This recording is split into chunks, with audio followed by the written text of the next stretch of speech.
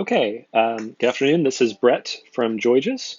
I wanted to give you a quick, hopefully just a minute or so overview of how a user would actually take advantage of not only the Joyages app, but talk specifically about the clinical assessments, and then what would happen if I scored high, on my clinical assessment. So, pardon all my notifications on my phone, but I'm going to go over to the Joyages app. It's the purple icon down there at the bottom.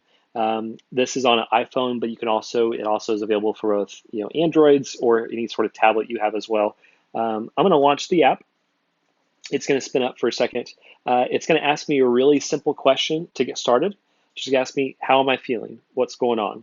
And that's where I can say, 0 to 100. By the way, I won't touch on this too much, but if I were to come in for a couple days in a row and be below a 50, we have different protocols where we would actually take the person to some clinical assessments that I'll show you in a second, but that's how we would get there right away.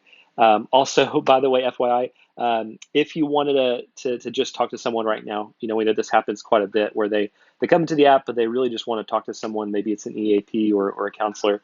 We've got a way in the upper left corner. I press the phone icon. I'll go ahead and do that now. And we actually hard code your EAP into the app. So you press that button and it calls out directly to that EAP. But let me skip over this for now and actually take you to the Joyages app into the profile section. Now, this is assuming, I'm already logged in. You can see I've got an account already existing. If this was my first time, what you would see is it actually would take me right to the My Assessments page and it have me complete the brain health checkup. Now, you can see here I've already completed mine, right? So you can see I got my score of a 48. If this was my first time to download the app, it would immediately take me to that. What we're trying to do there is not only to get a baseline and get an understanding of how you're doing and give the actual user an understanding of how they're doing, but it also helps us behind the scenes recommend and guide and bring up specific skills that they can work on. So for example, if I were, had low scores in my relationship category, what you would see is on my homepage, relationships would suddenly pop up just kind of magically. But obviously that's going on behind the scenes. Let me show you real quick here in the My Assessments page. I'm still on a testing ground here, so I don't actually have the latest assessments in here. We've actually got a PCL5, which is basically testing for trauma and PTSD. We also have another another assessment coming in a couple weeks that's testing substance abuse. But here today, you see I've got an anxiety and depression screener. If I were to click in, by the way, you can see I've got green check marks. That means I've done it. So if I'd never done it before, I wouldn't see those. If I were to click, are you anxious? It takes me to the last time I took the anxiety assessment, what my score was. If I wanted to test again, I press the purple button, press start. By the way, it's telling me, okay, you're about to do a GAD-7. Here's what's going on. I press start. I answer my 7 questions. I get my score. I'm not going to do that in the essence of time, but assuming I had done that, you would see I get my score.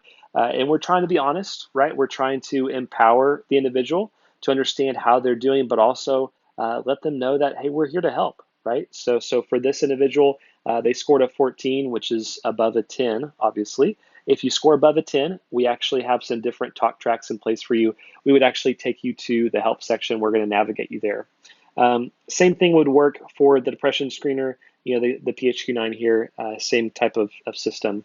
But if I were to go over to the help section, that's where I can get connected to the different clinical resources I have in place already. Things like a therapist through my EAP, or maybe it's a telemedicine vendor that you have behavioral health added in there. We do have suicide addiction resources, not just phone lines or hotlines, but we actually have skills and trainings around suicide detection. So if you're worried about a friend or a family member or a coworker, how do you have those conversations? What do you say? How do you bring it up?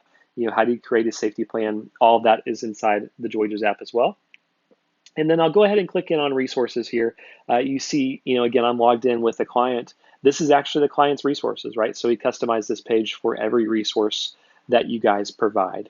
So I would see things like my wellness dashboard. I would see things like my EAP. They're using Life Matters here.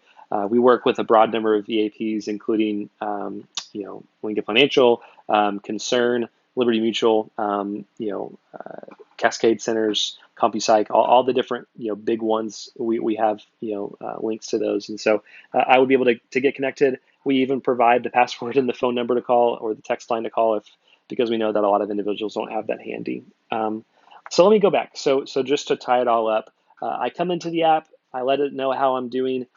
If I wanted to take an assessment for the first time, it would bug me to do that because we're trying to get a baseline. If I were to go through the app and we start to notice different things, that's where we would take them over to the profile section, which is where we would do my assessments. And then from my assessments, if they're scoring high, we get them on that care pathway. Hope this helps.